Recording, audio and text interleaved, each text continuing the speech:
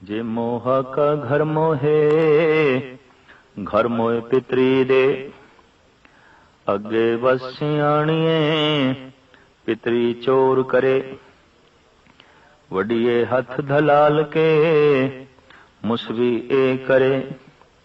नानक अगे सो मिले, जे खट्टे घाले दे। मल्ला पहला, ज्यों जोरू सिर नावणी, आवे वारो वार। झूठे झूठा मुख वसे, नित नित होए खुआर। सूचे ए ना आखिए, बैंज पिंडा धोए। सूचे से ही नानका, जिन मन वसया सोए।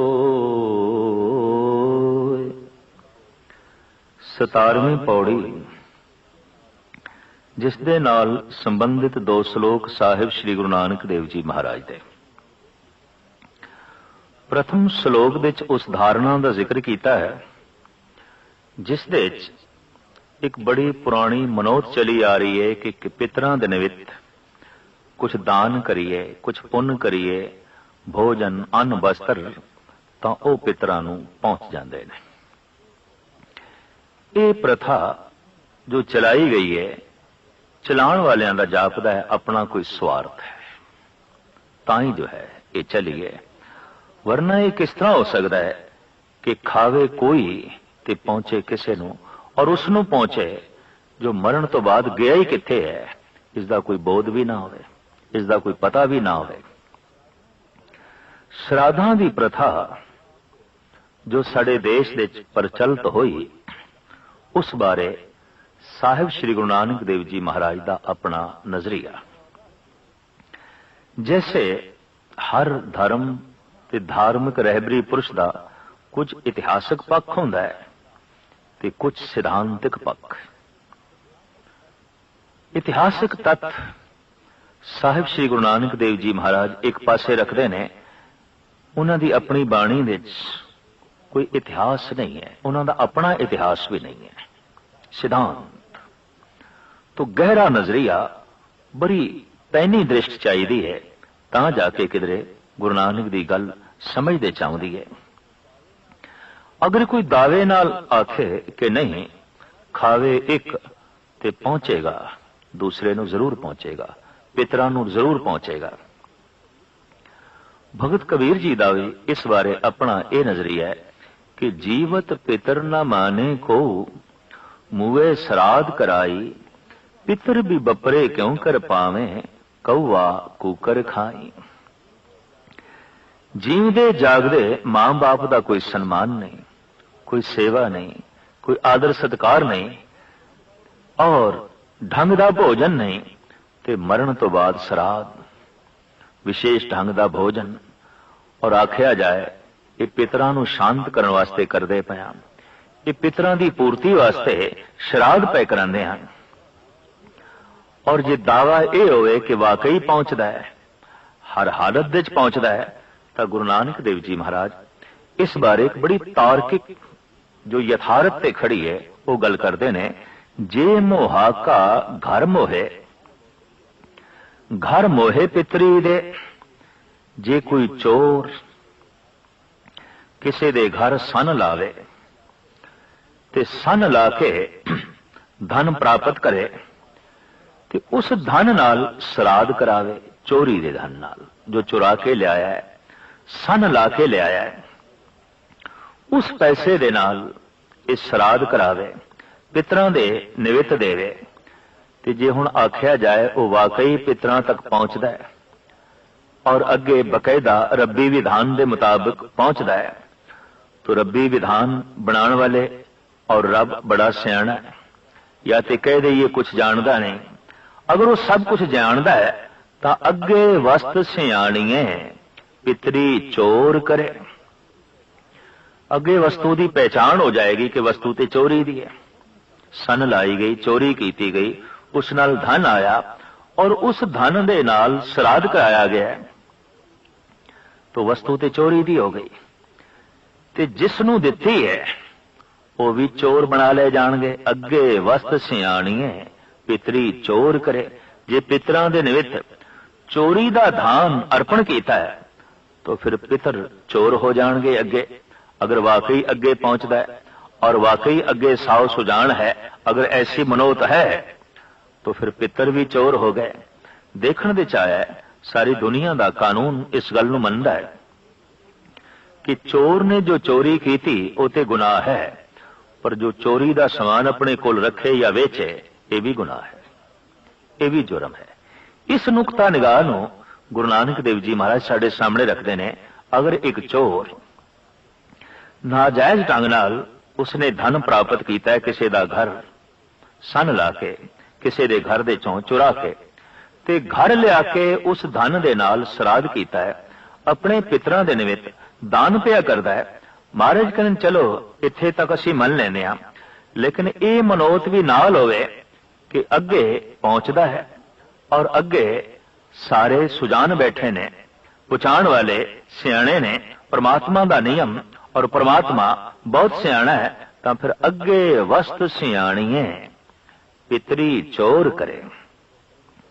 फिर ते अगों वस्तु की पहचान हो जाएगी कि चोरी दी है, और पितर भी चोर बना ले जाणगे। क्या पितरां दे निमित्त कुछ भी नहीं भेजिया जा सकता? उन्हां नूं कुछ भी नहीं दिता जा सकता? इतनी गल ते स्पष्ट है कि अस्थूल चीज असी नहीं भेज सकते।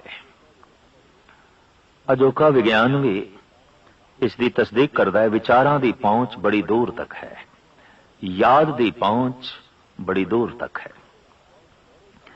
किसी नूं बहुत गहरे तल तो याद करिए, भावें वो 3-4 हज़ार मील की दूरी ते होवे, तां देखण दे चाया वो याद करन लग पैंदा है।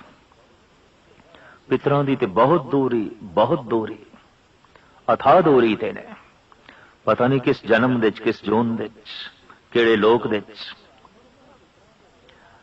उन्हां पितरां दे निमित्त अगर कुछ भेजना है, देना है, अर्पण करना है, तो परमात्मा दा नाम जपीए ते संकल्प करिए कि मैं ये पितरां दे निमित्त नाम जप रहा।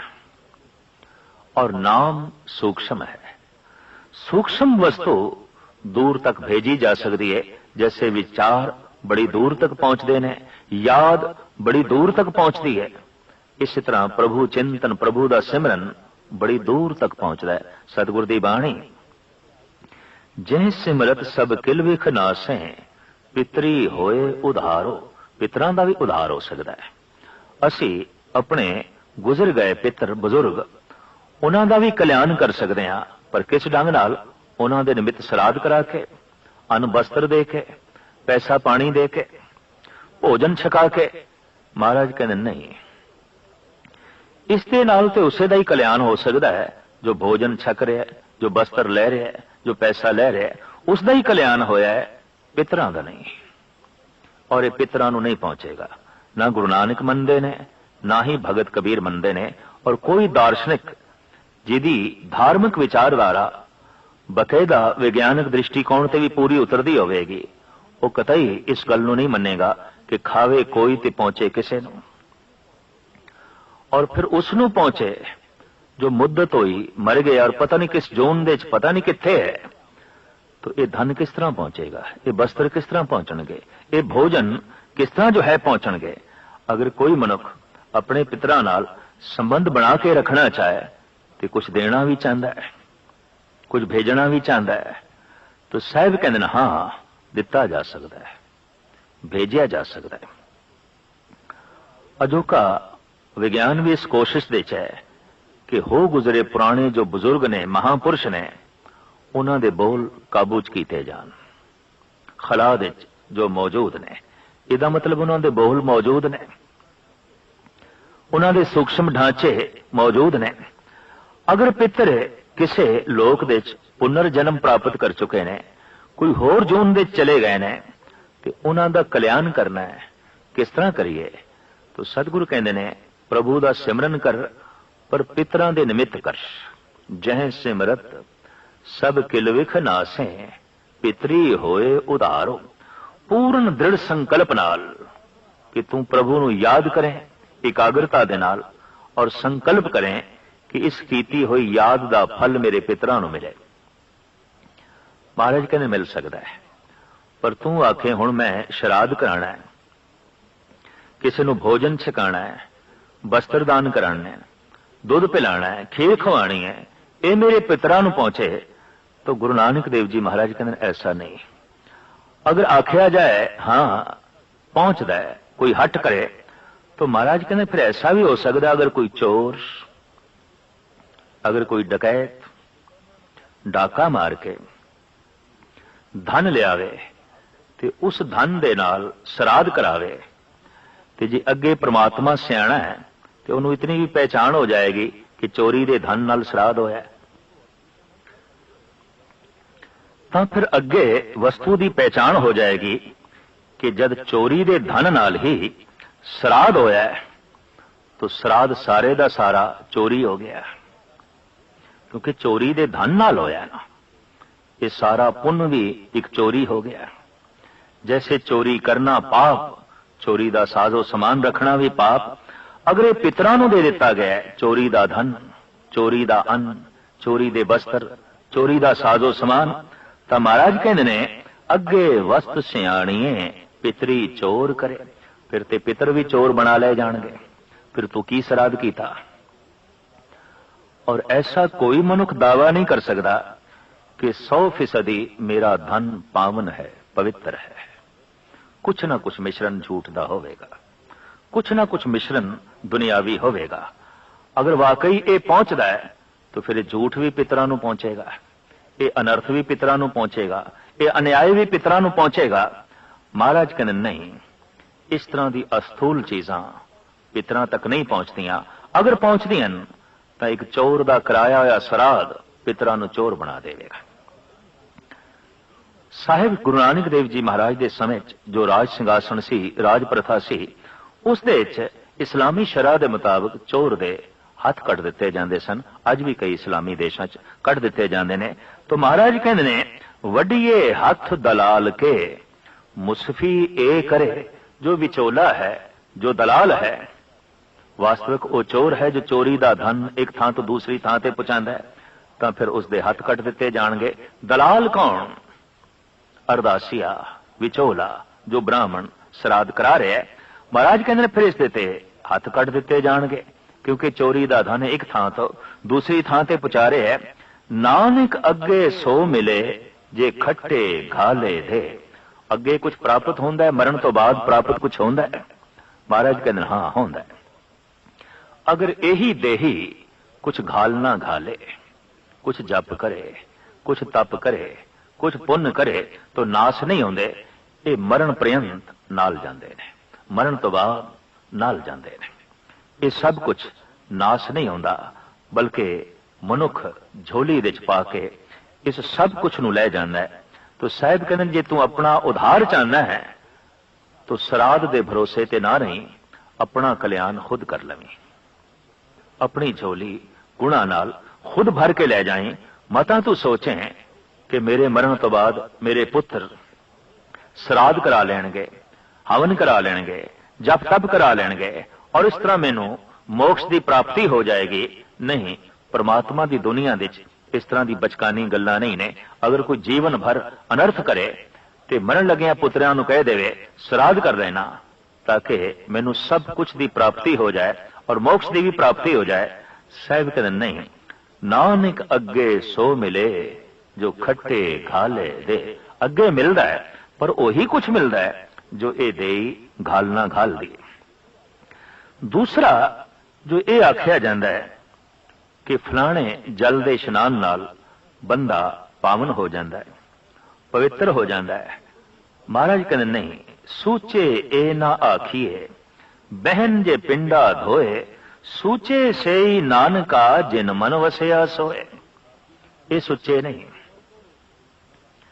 जो तरह तरह के तीर्थों का इशनान करन या 2 वक्त रोज इशनान करन, वस्त्र साफ पहन लैन, मन लवांगे तन सुच्चा होया है। इहदे नाल मन की सुचेम का की मतलब? मन सुच्चा हुंदा है सच नाल, तन सुच्चा हुंदा है पानी नाल।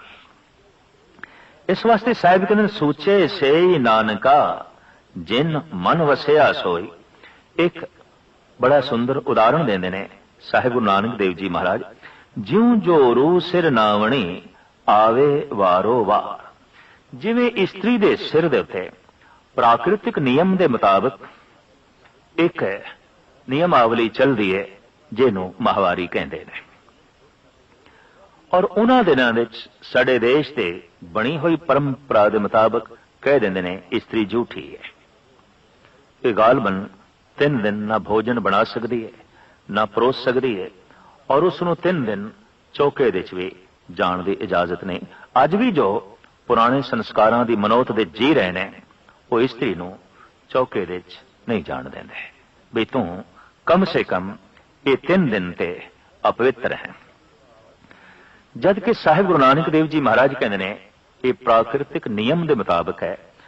ਅਗਰ ਇਸ ਤਰ੍ਹਾਂ ਦੀ ਨਿਯਮਾਵਲੀ ਦੇ ਨਾਲ ਇਸਤਰੀ ਅਪਵਿੱਤਰ ਹੋ ਗਈ ਹੈ ਤਾਂ ਅਪਵਿੱਤਰਤਾ ਪ੍ਰਮਾਤਮਾ ਝੋਲੀ ਵਿੱਚ ਪਾ ਰਿਹਾ ਹੈ, ਅਪਵਿੱਤਰਤਾ ਈਸ਼ਵਰ ਝੋਲੀ ਵਿੱਚ ਪਾ ਰਿਹਾ ਹੈ।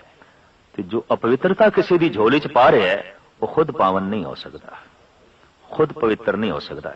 ਇਸ ਵਾਸਤੇ ਗੁਰਮਤ ਗੁਰੂ ਨਾਨਕ ਦੇਵ ਜੀ ਮਹਾਰਾਜ ਇਸਤਰੀ ਨੂੰ ਇਸ ਰੂਪ ਵਿੱਚ ਝੂਠਾ ਨਹੀਂ ਮੰਨਦੇ। ਉਹ ਇਸ ਰੂਪ ਵਿੱਚ ਭੋਜਨ ਬਣਾ ਵੀ ਸਕਦੀ ਹੈ, ਪਰੋਸ ਵੀ ਸਕਦੀ ਹੈ, ਭਜਨ ਵੀ ਕਰ ਸਕਦੀ ਹੈ। ਇਹ ਤੇ ਪ੍ਰਾਕਿਰਤਿਕ ਨਿਯਮ ਹੈ। ਆਖਿਰ ਸਰੀਰ ਦੇ ਅੰਦਰ ਵੀ ਤੇ ਸਭ ਕੁਝ ਇਹੀ ਹੈ, ਬਿਲਕੁਲ ਇਹੀ ਹੈ। ਗੁਰੂ ਨਾਨਕ ਦੀ ਦ੍ਰਿਸ਼ਟੀ ਇੱਥੇ ਬਹੁਤ ਪੈਣੀ ਹੈ। ਇਸ ਵਾਸਤੇ ਆਪ ਕਹਿੰਦੇ ਨੇ ਜਿਉਂ ਜੋ ਰੂ ਸਿਰ ਨਾਵਣੀ ਆਵੇ ਵਾਰੋ ਵਾਰ। ਮਹੀਨੇ ਦੇ ਮਹੀਨੇ ਜੈਸੇ ਇਸਤਰੀ ਦੇ ਸਿਰ ਦੇ ਉੱਤੇ ਇਹ ਨਾਉਣ ਆਉਂਦਾ ਹੈ ਔਰ ਉਹਨੂੰ ਝੂਠਾ ਕਹਿ ਦਿੱਤਾ ਜਾਂਦਾ ਹੈ, ਇਹ ਅਪਵਿੱਤਰ ਹੈ। ਗਾਲਬਨ 3 ਦਿਨ ਤੇ ਲਾਜ਼ਮੀ ਹੀ ਅਪਵਿੱਤਰ ਹੈ। ਪਰ ਮਹਾਰਾਜ ਕਹਿੰਦੇ ਉਸ ਨੂੰ ਝੂਠਾ ਆਖੋ, ਝੂਠੇ ਝੂਠਾ ਮੁਖ ਫਸੇ ਨਿਤ ਨਿਤ ਹੋਏ ਖੁਆਰ। ਜਿਹਦੇ ਮੁਖ ਦੇ ਝੂਠ ਹੈ, ਗਲਤ ਬਿਆਨ ਨਹੀਂ ਹੈ, ਜਿਹਦਾ ਮੂੰਹ ਝੂਠ ਹੈ ਇਹੀ ਅਪਵਿੱਤਰ ਹੈ। ਜੋ ਗਲਤ ਬਿਆਨ ਨਹੀਂ ਕਰ ਰਿਹਾ ਹੈ ਇਹੀ ਅਪਵਿੱਤਰ ਹੈ। ਇਸਤਰੀ ਨੂੰ ਝੂਠਾ ਕਹਿਣਾ ਉਹ ਤੇ ਪ੍ਰਾਕਿਰਤਿਕ ਨਿਯਮ ਦੇ ਮੁਤਾਬਕ ਇੱਕ ਦੌਰ ਚੱਲਦਾ ਹੈ ਔਰ ਮਨੁੱਖ ਨੇ ਫੈਸਲਾ ਕਰ ਲਿਆ ਇਹ ਅਪਵਿੱਤਰ ਹੈ, ਜਦਕਿ ਪ੍ਰਕਿਰਤੀ ਨੇ ਐਸਾ ਫੈਸਲਾ ਨਹੀਂ ਕੀਤਾ। ਪ੍ਰਕਿਰਤੀ ਨੇ, ਪ੍ਰਮਾਤਮਾ ਨੇ ਔਰ ਸਤਪੁਰਸ਼ਾਂ ਨੇ ਇਹ ਫੈਸਲਾ ਜ਼ਰੂਰ ਕੀਤਾ ਹੈ ਜਿਹਦੇ ਮੁਖ ਦੇ ਝੂਠ ਹੈ ਉਹ ਝੂਠਾ ਹੈ, ਉਹ ਅਪਵਿੱਤਰ ਹੈ। ਉਹ ਜਿਸ ਚੀਜ਼ ਨੂੰ ਛੋਏਗਾ, ਜਿੱਥੇ ਬੈਠੇਗਾ, ਝੂਠ ਹੀ ਖਲੇਰੇਗਾ, ਅਪਵਿੱਤਰ ਹੈ। ਇਸ ਵਾਸਤੇ ਮਹਾਰਾਜ ਕਹਿੰਦੇ ਨੇ ਝੂਠਾ ਉਹ ਹੈ ਜਿਹਦੇ ਮੁਖ ਦੇ ਝੂਠ ਵਸਦਾ ਹੈ, ਝੂਠੀ ਉਹ ਇਸਤਰੀ ਨਹੀਂ ਜੋ ਪ੍ਰਾਕਿਰਤਿਕ ਨਿਯਮ ਦੇ ਮੁਤਾਬਕ ਜੋ ਹੈ ਨਾਵਣਾ ਕਰਦੀ ਹੈ, ਇਸ਼ਨਾਨ ਕਰਦੀ ਹੈ। ਝੂਠੇ ਝੂਠਾ ਮੁਖ ਵਸੇ ਨਿਤ ਨਿਤ ਹੋਏ ਖੁਆਰ। ਸੂਚੇ ਇਹ ਨਾ ਆਖੀਏ ਬਹਿਨ ਜੇ ਪਿੰਡਾ ਧੋਏ। ਸੂਚੇ ਸੇ ਨਾਨਕਾ ਜਿਨ ਮਨ ਵਸਿਆ ਸੋਏ। ਆਪਣਾ ਤਨ ਜੋ ਤਰ੍ਹਾਂ ਤਰ੍ਹਾਂ ਦੇ ਜਲ ਦੇ ਨਾਲ ਧੋਂਦੇ ਨੇ, ਇਸ਼ਨਾਨ ਕਰਦੇ ਨੇ, ਮਹਾਰਾਜ ਕਹਿੰਦੇ ਨੇ ਇਹ ਸੁੱਚੇ ਨਹੀਂ। ਸੁੱਚੇ ਉਹ ਨੇ ਜਿਨ੍ਹਾਂ ਦੇ ਮਨ ਵਿੱਚ ਸੱਚ ਵਸ ਗਿਆ, ਈਸ਼ਵਰ ਵਸ ਗਿਆ।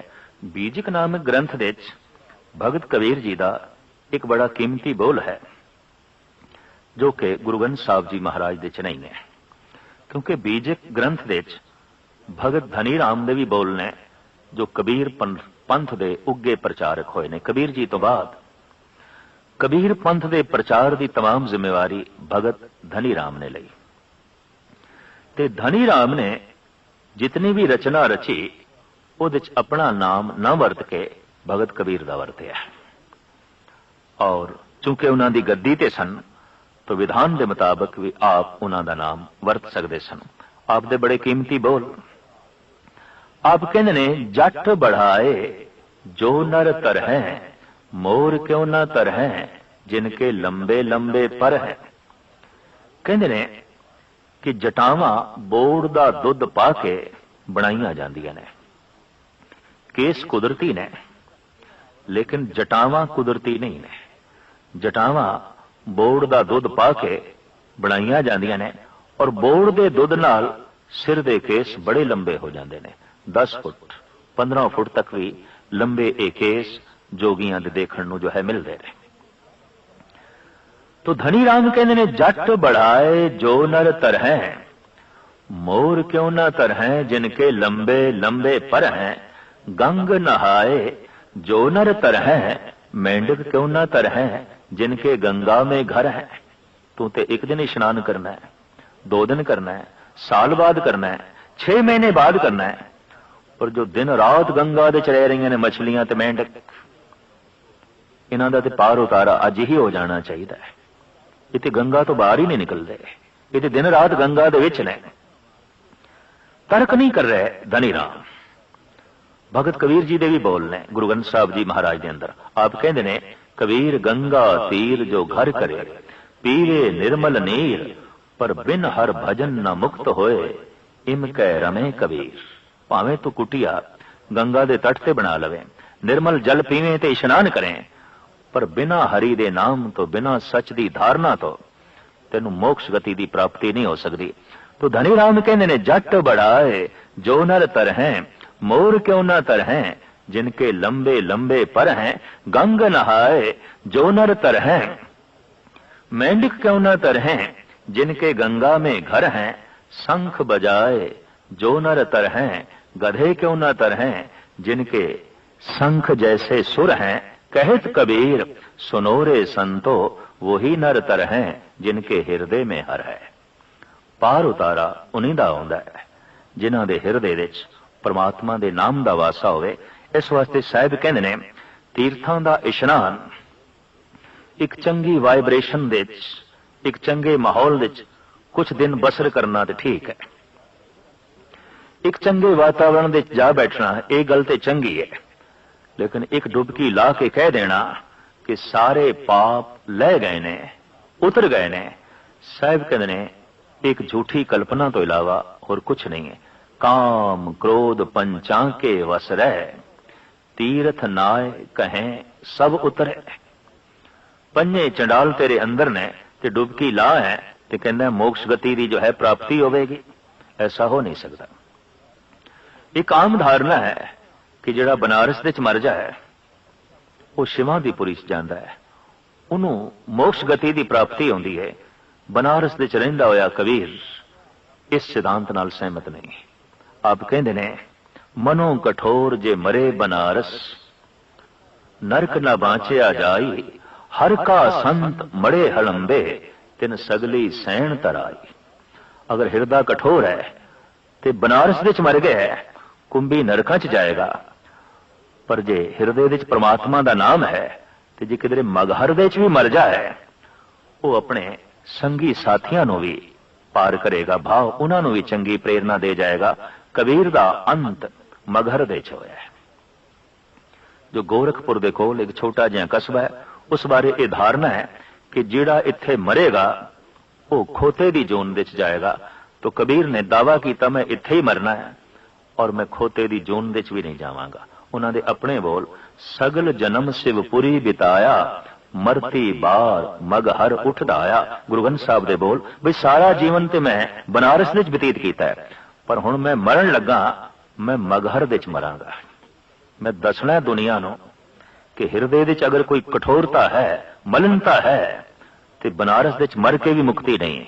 अगर हिरदा पावन है तो मगहर विच मर के भी प्रभु की प्राप्ति है, राम की प्राप्ति है, ईश्वर की जो है प्राप्ति है। गल सारी प्रभु ते नाम ते आवेगी, सच ते आवेगी। और मैं अज देखा कि कबीर की समाध दे उत्ते एक पासे एक मजौर बैठा है, एक पासे एक ब्राह्मण बैठा है, और कबीर सारी जिंदगी कहते रहे हमरा झगड़ा रहा न को, पंडित मूला छाड़े दो। बई मैं दोहां नूं छड़ दिता है, मैं दोहां दे कर्म कांड नूं छड़ दिता है। फिर मेरा कौन है जिस तो मैं प्रेरणा पे लेना? वो मेरा परमात्मा, वो मेरा अकाल पुरख, वही मैनू शिक्षा दी जा रहा है, वही मैनू समझाई जा रहा है। और उस करके मैनू समझ पई है कि वह जद हिरदे विच वसदा है तो मनुख पावन हो जाता है, मनुख पवित्र हो जाता है। साहिब श्री गुरु नानक देव जी महाराज इस श्लोक विच यही कुछ फरमान पे करते हैं, झूठे झूठा मुख वसे, नित नित होए खुराक, सूचे ए न आखिए, बहन जे पिंडा धोए, सूचे से ही नानका, जिन मन वसया सोए। ब्राह्मण मत दे जितने भी तीर्थ ने, खास करके 68 तीर्थ, वो नदी नालियां दे तट ते ने, सरोवरां दे तट ते ने। तीर्थ एक नहीं 68, और ये देश भी नदी नालियां दा देश है। और इशनान एक नहीं, कुछ इशनान बड़े विशेष मन ले गए। जैसे माघी दा इशनान, इस बारे भी गुरु ग्रंथ साहब जी महाराज दे च बैठे साहिब श्री गुरु अर्जन देव जी महाराज फरमान करते ने, माघ मझन संग साधुआ धूड़ी कर इशनान, हर का नाम ध्याए सुन सबना नू करदान। जे वाकई तू इशनान करना है, अपने आप नू पावन करना है, पवित्र करना है, तो जिथे सतपुरुष बैठे ने, सत नाल जुड़े हुए, सत दी उमंग दे जो बैठे ने, सत दी तरंग दे जो बैठे ने, उन्हां दे चरनां दी खाक नू मस्तक ते ला, उस धूड़ दा इशनान कर। क्या इत्थे तर्क नहीं खड़ी हो सकती कि धूड़ दा इशनान? हाँ, जद मनुख नाम जपदा है, बंदगी करदा है, तो कहंदे ने सूक्ष्म तरंगा धरती नू छूंदियां ने, मिट्टी पावन होंदी है, खाक पावन होंदी है, और दुनिया भर दे धार्मिक विद्वानां ने मन लिया वो खाक नहीं रह जाती, वो ते अक्सीर हो जाती है। इसे नू शेख सादी साहब ने कहा, सुरमा कुंतो खाक औलिया ताबा बीनी इब्तिदाता इंतहा। जे आद तो लेके अंत तक तू असलियत नू वेखना चाहना है, तो जो औलिया है, जो अल्लाह नाल जुड़िया होया है, उहदे पैरां दी खाक नू मस्तक ते ला, अपने बदन दे ला। ये ऐसा पावन गुसल होवेगा कि तेरी रूह पावन हो जाएगी, पवित्र हो जाएगी। एक दिन गुरु गोबिंद सिंह जी महाराज प्रसन्नता दे घर दे च आए ते आप नंद लाल नू कहण लगे, साडा जी करदा है तैनू कुछ देईए, पर ऐसा ना होवे साडी देन कुछ होर होवे, तेरी मंग कुछ होर होवे, इस वास्ते तू स्वयं मंग ते असी देईए। क्योंकि जिस नाल प्यार होवे, जो चंगा लगन लग पवे, उन्होंने कुछ देण नू जी करदा है। जिस नाल नफरत ते घृणा होवे, उहदे कोल खोण नू जी करदा है। साहिब कहण लगे, तू मैनू बहुत प्यारा लगदा है, तेरी सेवा, तेरी जीवन शैली, तेरा कीता होया सत्संग, तेरा जप ते तेरा तप, आए हुए सत्संगियां दी सेवा जिस ढंग नाल तू करदा है, नंद लाल मेरी प्रसन्नता, मेरी खुशी तेरे नाल है, पर हुण तू कुछ मंग, मैं तेनू देआं। नंद लाल हथ जोड़ के कहंदे ने, प्रभु जद मैं इस दर ते आया सी, बड़ियां ही ख्वाहिशां नाल भरिया होया, बड़ा तनाव, बड़ी मंग, लेकिन सहजे सहजे ये बोझ लै गया। आम विचारवान कहंदे ने कि जितनियां नाजायज गलत ख्वाहिशां ने, वो प्रभु चिंतन दे नाल मिट जांदियां ने, मर जांदियां ने। प्रभु हुण ते मेरे अंदर कोई चाहत रही नहीं, तू किसी चाहत नू पैदा कर, असी दे के खुश होना है, सानू दे के खुशी होवेगी, तू जरूर कुछ ना कुछ मंग। भाई साहब मंग करते ने, हे प्रभु फिर इक्को एक आरजू, इक्को एक तमन्ना जो दिल दे किसी कोने विच पई है, वो मैं आप जी दे सामने रखा। शब्द कुर्बाने खाके राहे संगत, दिले गोया हमी बस आरजू करद। जिन्हां जिन्हां रस्तियां चों लंघ के ये संगतां आप दे दर तक पहुंचदियां ने, उन्हां रस्तियां दी खाक मैनू बना दे, ताकि मैं उन्हां दे चरनां नाल स्पर्श करके पावन हो जावां, पवित्र हो जावां। जिन्हां दे हिरदे च परमात्मा दा नाम है, उन्हां दे चरण इतने पावन ने कि धरती ते जिथे भी टिकणगे जरियां नू पावन कर देणगे, रेत नू पावन कर देणगे।